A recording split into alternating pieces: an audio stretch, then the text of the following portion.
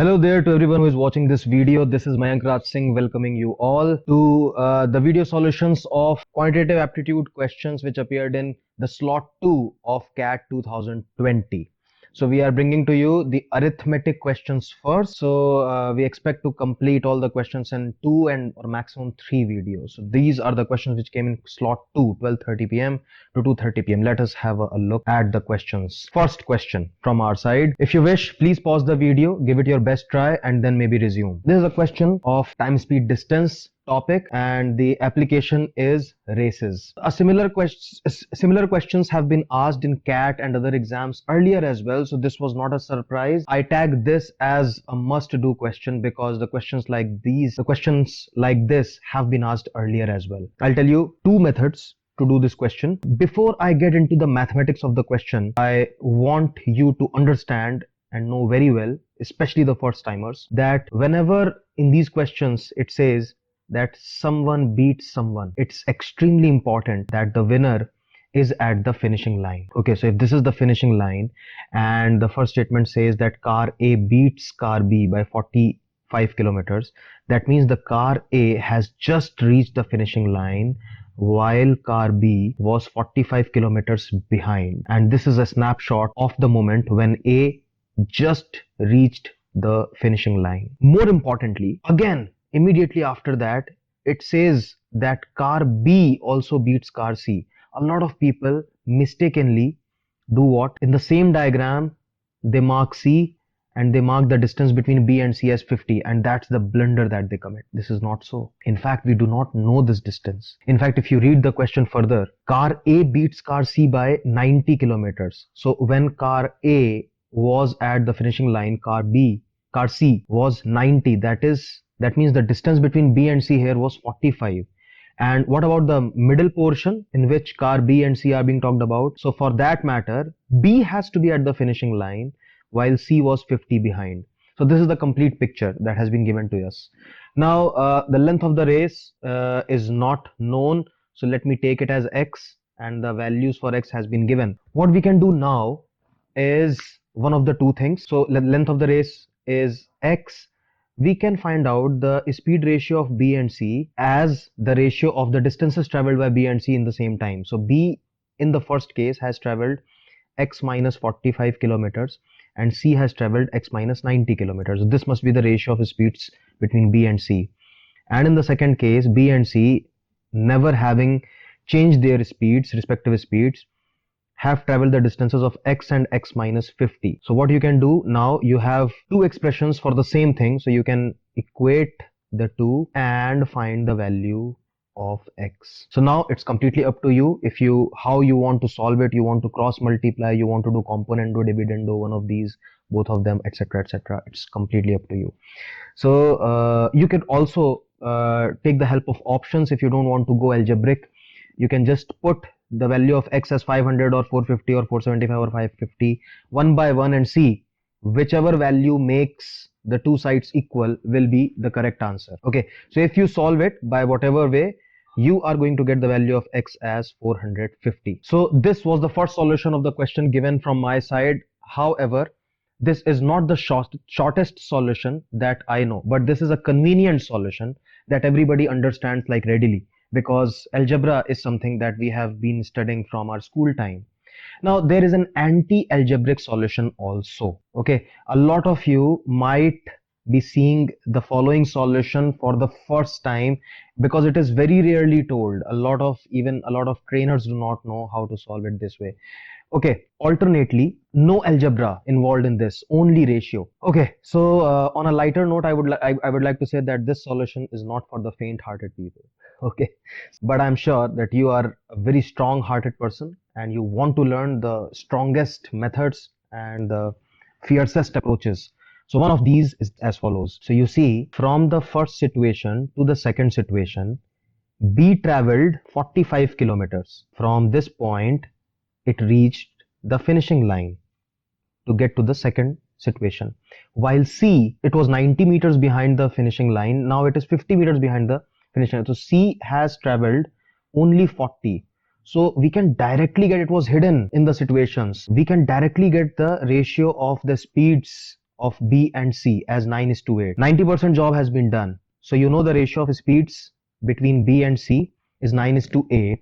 So when B finishes the race, the ratio of distances must also be 9:8. So this distance of 1 unit, this 1 unit distance in the second picture means 50 kilometers. So 9 units would mean 450 kilometers. B is the one who completed the race. B is the one who traveled 450 kilometers. So 450 kilometers becomes the answer to the question. So in the comment section, you might want to let us know how you like the second method. So I am already going to predict how a lot of you are going to respond for the second method. A lot of you might think that the method is great but could not understand. So those of you who have studied from me or who have been percentiler student, this is a very generic approach. So those guys would not have any problem understanding this. If you want to be pro at these methods and you are still preparing for CAT 2021, welcome to percentilers and give us a try. Okay, moving on to the next question of the video. Again, you might want to pause the video, read the question, understand, give it your best try, and then resume the video. So there are many approaches to solve this question. However, I will cut them down to only two of them, which are rare and which you might not find anywhere else written or published. I am going to avoid the algebraic approach that you can find anywhere and that you can do on your own also. I'm going to tell you two approaches which I believe in and which I think are easier than the algebraic approach and easily understandable. Understanding first. So on a straight line, there are 3 points A, B and C. BC is 3 times as that of AB distance wise. So I have made like that. Okay, two trains travel from A to C via B. Both the trains start from A, reach C. If you have read the question, what I'm going to do, rather than taking the distance as x and 3x, what I'm going to do is I'm going to take the distance as 60 and 180 kilometers. Okay, so in time, speed, distance and time and work kind of chapters, I give you a secret from my side, free of cost, is that I really love the number 60. 60 is the first number which is divisible by 6 consecutive positive integers, 1, 2, 3, 4, 5, 6. So when you do not have any idea, you can safely assume a number as 60 or a multiple of 60. Because if in turn you have to divide it, most probably it will get divided and will not leave you with ugly numbers. So 60 and 180 are the distances taken between A and B and B and C respectively. Now the two trains, train 1 and train 2. So for train 1, I'm taking the speed as 10 kilometers per hour. For train 2, I'm taking it 20 kilometers per hour. Owing to this line, the speed of train 2 is double that of train 1 while traveling from A to B. Okay, so that is how I've taken. And they interchange the speed for the distance B to C. So here the speed of train 1 was 20 kilometers per hour and that of train 2 was 10 kilometers per hour. So we have done assuming everything. Now is the time for calculations. What is the total time taken by train 1? So time equal to distance upon speed. So 60 upon 10 hours plus 180 upon 20 hours. This is 6 and 9, 15 hours. For train 2, it is 60 upon 20 hours plus 180 upon 10 hours, which is 21 hours. What is the ratio between these two numbers? It is 5:7 clearly between train 1 and train 2, and we get the answer as second option. Train 1 to train 2, yes, exactly. So 5:7 becomes the answer. Yet I have another approach on a lighter note, not for the faint-hearted people. It is going to, so in the previous approach we saw how we assumed numbers for distance, for speed, and accordingly we got the ratio of times as we desired. Since the answer was supposed to be given in ratio only, it didn't matter what kind of numbers I chose. Even if you had chosen pi and 3 pi or root 2 and 3 root 2 for the distances between AB and BC, you would have still gotten the same ratio as your answer, 5:7. Now, what I want to do here is, so in this one, we are going to deal with ratios. You can see for trains T1 and T2 separately, I have made the rows for speed, time and distance. And I am going to break the journey as AB and BC for both the trains. So the ratio of speed while they're traveling from AB and BC, the ratio of times and the ratio of distances. So out of these, what we already know is the ratio of distances. So ratio of distances we know AB and BC is 1:3. This is given in the question. Ratio of speeds is also given in the question. For train 1 between AB and BC is 1:2. For train 2 it is 2:1. Now you know that speed and time multiply to make the ratio of distances. What do you think should be the ratio of time so that these two multiply to make 1:3? I think it should be 2:3. So you see 1 into 2 will make 2 and 2 into 3 will make 6. So 2:6 will make 1:3. Okay, with a little practice you get to understand what to write over here. Okay, a little practice with fractions and ratio will help you do this.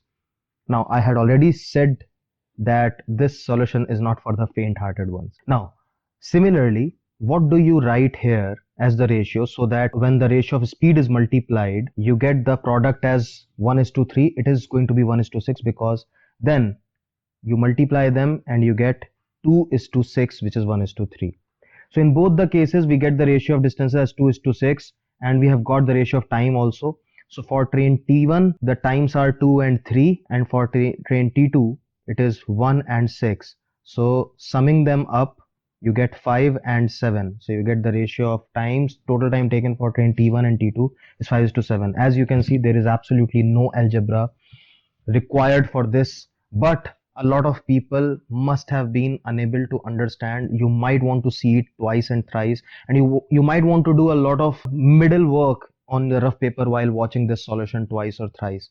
But as I have said earlier as well, had you been percentiler's student, you would not be surprised or bothered by this kind of solution, because this is how we train, this is how we practice, and this is how we solve. So guys, that is all for this question. Let us move to the next question. So as you know that ratio of speed, it is inversely proportional to the ratio of time. So here as well, I am going to tell you two solutions, none of which will require any kind of algebra or any kind of fraction making, as is infamous about the questions from this chapter.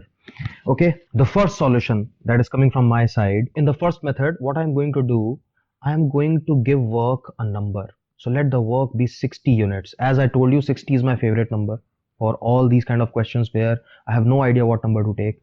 I take 60 or a multiple of 60. So work is supposed to be 60 units according to me for this question, and let us see what happens. John takes twice as much time as Jack to finish the work. Okay, so what I'm going to do, I am going to take the speed or efficiencies of John and Jack to be 1 unit per day and 2 units per day, which implies that they are going to take 60 days and 30 days to do the work. So this line is satisfied.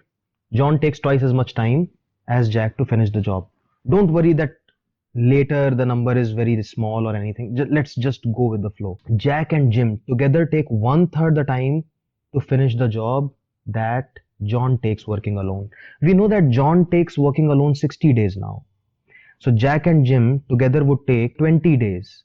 Okay. And if 60 units are being done in 20 days, the speed must have been 3 units per day. Now you tell me that Jack plus Jim together do 3 units, where Jack alone does 2 units. That tells you that Jim alone does 1 unit of work per day, which means he would take 60 days like John. Now we have the speeds of everybody. Let us see what else question has to give to us. John takes 3 days more than that taken by the 3 of them working together. Let's first find out 3 of them working together do how many units per day. So John, Jack and Jim do 4 units per day, and at the speed of 4 units per day they will be finishing the job in 15 days. Now is the turn to compare. Comparison is John takes 3 days more than all of them working together. John and all of them working together, we see that this difference is 15 days. We see that the difference is 45 days. Okay, but in the question it is only 3 days. What do we need to do? We need to multiply the entire setup by 15. Wherever it is about days, we need to divide it by 15, so that this becomes 15. Everywhere you find days, you divide it by 15. This becomes 4 days, this becomes 2 days, this becomes 4/3 days, this becomes 4 days again, and this becomes 1 day. What has been asked of us, in how many days will Jim finish the job working alone? you can see it directly. It is going to be 60 by 15. 4 days is going to be the answer. The approach is anti-algebraic. I did not use any x, y, nothing, no fractions used, as you can see. You might want to pause and rewind the solution to see, while I am moving on to the second solution for the same question. Now this again is not for the faint-hearted people because it deals with a lot with the ratio method. We don't have to assume any units, any number for work. All can be done with the help of ratio. Let us talk about John and Jack. So the time ratio, John takes twice as much time as Jack. So rate or speed or efficiency ratio must be 1:2. That is okay. That is fine. Moreover, Jack and Jim together as compared to John, it is 1:3. Speed ratio must be 3:1. Okay. Now if you compare, the rate of working for John in this ratio is also 1, in this ratio is also 1. Jack is 2. I think now we can talk about John, Jack, Jim and 3 together, all in the same ratio. So we can talk about the ratio of rates. So John is 1, Jack is 2, Jack and Jim is 3. That means Jim must be 1. Just imagine, Jack is 2 clearly and Jack and Jim is 3. Jim must be 1. And all the 3 have to become 4. So the ratio of times taken would be the inverse ratio of the ratio of speed. So if you divide all of them, the ratio will be like 1/1, 1/2, 1/1, 1/4. So I am directly going to write them as 4, 2, 4, 1. Now comparison. John takes 3 days more than 3 of them working together. John and 3 of them. What difference do you see? 3. What is given in the question? 3. That means these are actually the days. 4 days, 2 days, 4 days, 1 day. What is the question? How many days will Jim finish the job working alone? That is 4 days clearly written. So only playing in the ratio, playing along the ratio, you directly get the answer. You only have to understand the basics, that we make it clear at percentilers that you can always add the rates but never the time. Okay, and that the ratio of rates is inversely proportional to the ratio of time. These are the basics. So at the cost of reiterating, I would again say, had you been a percentiler student, the second approach would have been the first one that would have struck your mind and you would have been the fastest. So guys, that would be all for this video. Hope you enjoyed, hope you learned new methods and hope you enjoyed new methods to solve these questions of arithmetic. Keep watching this space for the next video of arithmetic from the quant section of CAT 2020 slot 2. This is Mayank signing off.